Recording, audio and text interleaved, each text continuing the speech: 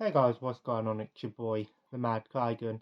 Up here today, I thought I would do a bit of a follow-up, if you will. A few months ago, I did some videos called To Stream or Not to Stream, where I sort of outlined individual streaming services and sort of gave you the pros and cons of each of them, as a way to sort of show off the different sort of types of streaming services there are out there. And I want to start by saying that yes, physical media is still, I think physical media, especially like movie, DVDs, Blu-rays, whatever, 4Ks, has sort of improved over the last years, and it's still going strong. I think a lot of people seem to forget that, owning a Blu-ray or DVD means you can have it whenever you want. You don't have to worry about things like internet and stuff like that. So there are plenty of reasons to own DVDs and things. But for me, streaming services are sort of something I use all the time. And obviously, there are a bunch of premium ones out there, but there are a bunch of free ones out there. Yes. Now, obviously, years ago, if you wanted to watch, premium TV channels and things like that, you would have to have either a cable box like a Sky or a Virgin box or a Freeview box, which means you'd have to have an aerial. I mean, a lot of TVs these days actually have them built into you, smart TVs, if you will. So in many ways, my Sky Glass is actually a streaming device in its own sense. It's a TV second, but a streaming device first, really. But I wanted to talk about a bunch of different free streaming services. Now, technically, these are IPTV, TV that's broadcasted through the internet rather than, say a satellite cable or an aerial. And obviously, there are some pros and cons for this. The pros obviously mean that you don't have to worry about paying ridiculous cable TV prices. You don't have to worry about it being, your price rising every month, every couple of months. You don't have to worry about installation, wires, all of those things. So in many ways, free streaming services are a great alternative. And, I think to some extent, I think this is how TV will be in the future. I think things like Sky boxes and Virgin boxes will eventually die out, unfortunately. And I'm going to start by saying I don't watch live TV. I haven't watched live TV in a long time. And the only time I ever have live TV on is when I'm on holiday, and it's just on because it's on. But there are a bunch of free ones. I thought I'd outline a few of them and sort of tell you what they're all about, really. So the first one is a bit of an obvious one, and that is BBC iPlayer. Now, this one has a bit of a caveat, really, because technically you do need a TV license to use it. Now, I use the word technically because it will ask you at the start, do you own a TV license? Which, if you don't know what a TV license is, it is the most stupidest thing in British history, because basically you're paying a license fee every year or every month or whatever it is to basically have, if you want to watch any BBC channels, you need a TV license because they don't have ads. Even on the live TV, BBC does not have ads. Sometimes they have not ads as such, but sometimes they have, little contractual obligation, promos for other shows. But if you want to watch BBC iPlayer, technically you do need a TV license. Now, I use the word technically because you can just say yes and you don't have one. But if you don't own a TV license, you do get people sometimes knock on your door saying, why are you not paying your TV license? Because technically you don't need to have one to have a TV, because if you turn around and prove to them that you never ever use BBC at all, and the only way you could get away with that is having a TV that is not connected to a cable network like Virgin, Sky, Freeview, and let's say, for example, all you had were DVDs, for example. It is the most stupidest thing ever. Now, I believe that there is a something in place that they're gonna be getting rid of it, which I think is right, because why do I have to pay monthly to own a TV because for a channel that I never watch. But that aside, I use the word technically, but do it at your own risk. Essentially, don't listen. I don't say I haven't warned you. Don't say you've got one and you haven't got one, and then when someone knocks at your door, why you're not paying your TV license, you're using BBC iPlayer. We know you're using it. Don't blame me. Do it at your own risk. Chances are it might happen, it might not. I don't know. But I digress. Now, BBC iPlayer is actually a pretty good free streaming service because, again, it doesn't have ads and you don't have to pay for it, which is great because it does have live TV on there, so you do get access to, I think, all of the BBC channels if you do want to watch it live. But you also have on demand because that's the thing. Streaming services like Netflix and Amazon, they call them subscription streaming services because they are. Whereas things like BBC iPlayer call it on demand. Now, you get a lot of stuff on BBC iPlayer. You get your movies, you get news, you get your TV shows. And I've actually been watching Top Gear on there, and I'm like halfway through season 2. 33 season, which again, I'm surprised is still on there. I think it's a good, actually, streaming service. The quality is really good. It mainly streams in 1080p, but there are some shows on there that are in 4K. That's unbelievable. A streaming network that has 4K stuff on there, and you don't have to pay for it. That's amazing. Say what you want about the BBC and TV fees and all of this. I think BBC iPlayer is probably the best free streaming service you can use if you own a TV license, of course. Because I think it's got a lot of good stuff on there. It's got old shows, it's got new shows, it's got movies on there. I'll be honest, the movie selection is a little bit bad. Most of the stuff on there, that's older musicals and movies that you probably never even heard of. They don't really get a lot of new stuff on there in terms of movies, but there is a somewhat decent selection. Again, it's based on whether or not the BBC have this on their TV or whatever at some point. You know, it's based on what they're broadcasting. But the on-demand section for the TV channels is pretty good. It's got things like Peaky Blinders, for example. That's on Netflix. You have to pay for Netflix. You want to watch Peaky Blinders without having to pay for a subscription channel? BBC iPlayer. Top Gear, for example. I'm really enjoying watching Top Gear, you know. And then, of course, it's got, you know, kids stuff on there as well. I think like Blue Peter and things like that. So it's got a nice selection of both old stuff and new stuff as well. And I think it's a great streaming channel. I've not had any issues using it. The layout is quite nice. It's easy to find things. It does have an A to Z section as well, which I always appreciate when a streaming service has an A to Z option, because it's easy to find things. But all in all, I think BBC iPlayer is definitely a good one, and I think it is definitely worth checking out if you want to get free TV, essentially. At price, of course. The next one I did touch upon in a to stream or not to stream, and that's ITVX, originally called ITV Hub. It has rebranded itself. Technically, this is a free streaming service, but it does come at a caveat, because if you want access to BritBox and no ads, you do need to pay for that. But if you don't care about that, you can just watch it for free and get access to the TV shows and the movies. Now, I've heard that if you have ad skipping on your Sky Glass, both ITV, STV and Channel 4, which I'll talk about in a minute, you can actually skip the ads through ad skipping.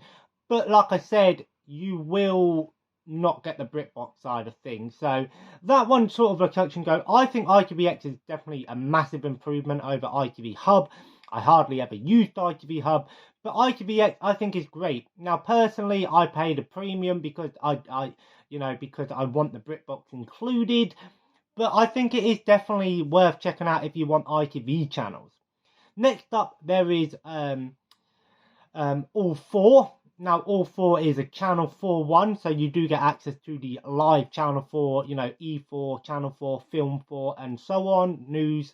But this one is a little bit, in my opinion, kind of stupid because you do get a lot of good stuff on there, mainly Adult Swim. That's mainly why I have it on there for Adult Swim, like Robot Chicken, Rick and Morty, all of that good stuff. But this one's kind of weird because you can pay $3.99 to have all 4 plus, which apparently gets rid of the ads, but it actually doesn't. It gets rid of the standard ads, but you'll still sometimes get contractual obligation ads pop up. In the middle of your show or movie, you'll get an ad that for like another TV show that's on Channel 4. And I think to myself, well, why am I paying $3.99 to have no ads, but I'm still getting ads? It is the most mind-boggling thing I've ever seen. It is ridiculous. Technically, they're not ads, they're contractual obligations or promos, if you will, for other shows, but I just think it's dumb. It is stupid. Why do that? But like I said, you know, if you have a Sky Glass and you have ad skipping, I believe you can fast forward those ads, because technically ad skipping doesn't allow you to skip ads, it allows you to fast forward the ad. So it is skipping them, but you know, but like I said, it does have a fair share of good content on there. It's got some E4 stuff on there, things like Big Bang Theory, some movies as well. You know, it's not the best selection in the world, but there is some decent stuff on there. Like I said, mainly Adult Swim. It's got pretty much most of the Adult Swim stuff on there, which really surprises me, and I like it. I think it's pretty good, without those little problems. Now, there are a couple more free ones. There's a new one called STV, which I believe stands for Scottish TV. I could be wrong. I believe it is a Scottish network, because when I went through it, it's all TV shows. There's no movies on there. It's mostly documentaries, soaps, because it could stand for Soap TV, but I think it's Scottish TV. And dramas and some comedy stuff on there. Honestly, I look at it, this one is free, but this one also has something weird, and that is if you sign up to it, sign up to their mailing list, if you will, apparently it makes the app have less ads. I don't know if that's true or not. I haven't tested it out myself, but that's kind of weird. If you sign up for it, you don't have to pay anything, but you get less ads or more catered ads. It's kind of weird. But the caveat with this one is you can't access the live stuff unless you're in Scotland. That's why I said it's Scottish TV. I think it stands for Scottish TV because, like I said, a lot of the stuff on there is based in Scotland. There's loads of Scotland shows and documentaries and things. Honestly, I looked through it and there's not a ton of interesting things on there, but if you're into that sort of stuff, check it out. It is another free one. And then there are two more that I want to touch upon. The first one, now I do want to start by saying there's also My5 as well, which I haven't used, and that's Channel 5 stuff, My5. So that is another free one. Just thought I'd throw that out there. And that is available. There's also a bunch of other free options out there for you. There's a lot of sport networks that you can get for free and other things like that. But these are ones that I've used and know of. The last two are Pluto TV and Freevee. Now, Pluto TV is actually a really good alternative to a cable TV because it actually has over 250 live channels, which means if you're into live TV, you can get it. Now, the best part about this, instead of it being like BBC One, BBC Two, ITV, this one has dedicated channels for different TV shows and movies. So it does have some movie stuff on there, but then you've got a dedicated channel that just shows Baywatch, for example, or a dedicated channel that just shows kids stuff, or a dedicated channel that just shows documentaries, which I think is a really cool idea, you know, because if you skip him through and go, oh, do you know what, Baywatch is on, I want to watch Baywatch, there you go. But it does have a good on-demand section as well. It has, I've around about 1,000 on-demand stuff, at least that's what it says. I had a little look through, and it's got a good selection of both documentaries, TV shows, movies. It's got a fair selection. Now, as for the ad frequency, I'd say the ad frequency is probably similar to that of live TV. So you're probably going to get an ad at the end of the show, in the middle of the show, and at the end of the show. Now, I have done a little bit of research on it. Sometimes the ads can be a bit infrequent. Sometimes an ad can pop up halfway through a sentence, because normally, and here's the best way to do it. When you watch The Simpsons, for example, if you watched it on live TV, there'd be an ad break, and sometimes the episode would actually tell you that an ad break's coming up, that they would do a little joke about it. And if you watch it on Disney Plus, you know when there's going to be an ad break, because the screen will go black for a couple of seconds and then continue straight away, because obviously there's no ads on Disney Plus. But with Pluto, I've heard it doesn't always do that. So that is something I've heard. But it is a good alternative, which means you can get access to a lot of stuff. So both some older stuff and some newer stuff as well.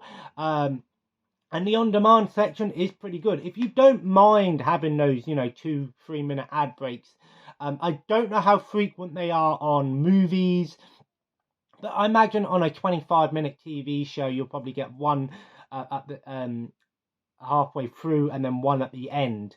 But I think it is a good alternative. Now, the newest one comes from Amazon, and that is Freevee. Now, you can download this as a standalone app, or you can use it through your Amazon Prime. So there are some good options. So if you don't have Freevee as a standalone app, for example, like Sky Glass doesn't have Freevee as a standalone app, but you can get it through Amazon Prime. Something that really interested me was, even though I tested it on the Freevee app through my Fire Stick, when I went on to Amazon Prime through my Sky Glass, it actually remembered the episode that I was watching through my Amazon Prime. So that's kind of cool. And because it is owned by Amazon, but that is cool. So it is linked. So if you watch it on the app, and then you watch it, and then you go into your Amazon Prime, it will remember where you were, which is really cool, actually. And I think that's a cool little piece of that's pretty cool. I'll be honest with you. I think that's pretty cool. Now, I'm going to be honest with you. This one doesn't have as many live stuff on there. I'd say there's probably about 10, 15 live channels on this one. But this one's more on demand. Now, the caveat is with this one, a lot of the stuff on there is also on Pluto. That's one thing I did notice. There was a lot of stuff on there. But this one has some originals, whereas Pluto doesn't have any originals. Whereas BBC iPlayer, ITV, I don't know about STV, all of them have originals and exclusives. But Pluto doesn't have any exclusives, but Freevee does. Some of the ones off the top of my head I can think of is, I think one called, I can't, want to say Minx. I could be, no, that's Paramount. The Play-Doh Squished. That's one that I can think of off the top of my head, which I've heard is actually a really fun show. I'll have to check it out. But the on-demand section is pretty good as well, But like I said, there's a lot of stuff that is also on Pluto, like Mythbusters and those sort of things. But here's the caveat. The thing is, I actually looked at a lot of the stuff on there. It's actually on Amazon Prime. So if you own Amazon Prime and you use Prime Video, a lot of the stuff on Freevee is still on Amazon Prime.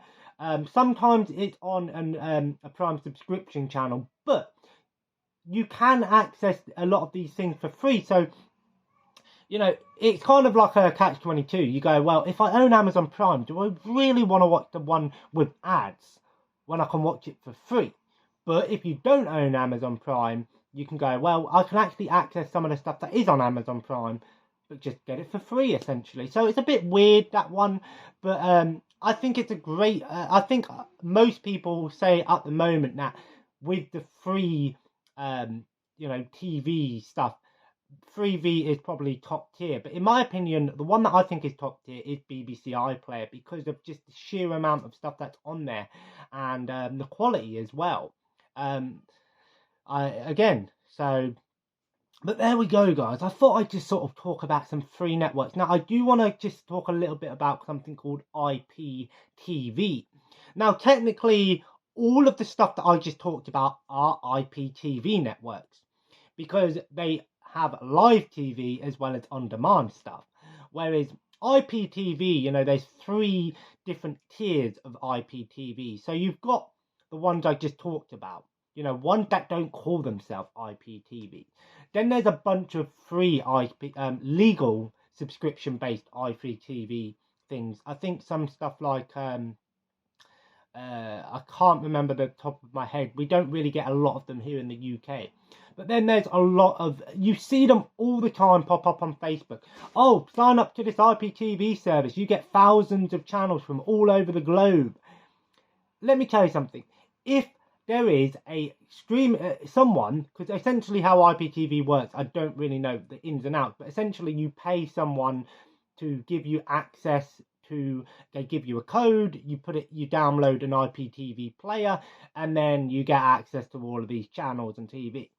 Now, there are a lot of them out there, and honestly, I'm going to be honest with you, don't. Just don't. Because anything that has premium channels, you mean to tell me that these people that are giving you these codes to access all of these channels have the rights to have things like Sky Sports, Sky Movies, pay-per-views, you know, Sky channels, NBC, ABC, you know, PBS, Paramount, all of these? No, they don't. They don't have the rights to that. Some of them might. Some of them do. But the ones that are legal are the ones you want to check out. Because the thing is, it is do so at your own risk. Because I would recommend, if you are going with these IPTV services, be smart. Use a VPN or something. Now, I don't recommend doing it.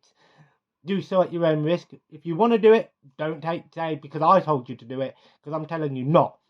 You know, plus you're giving people money for something that may or may not work.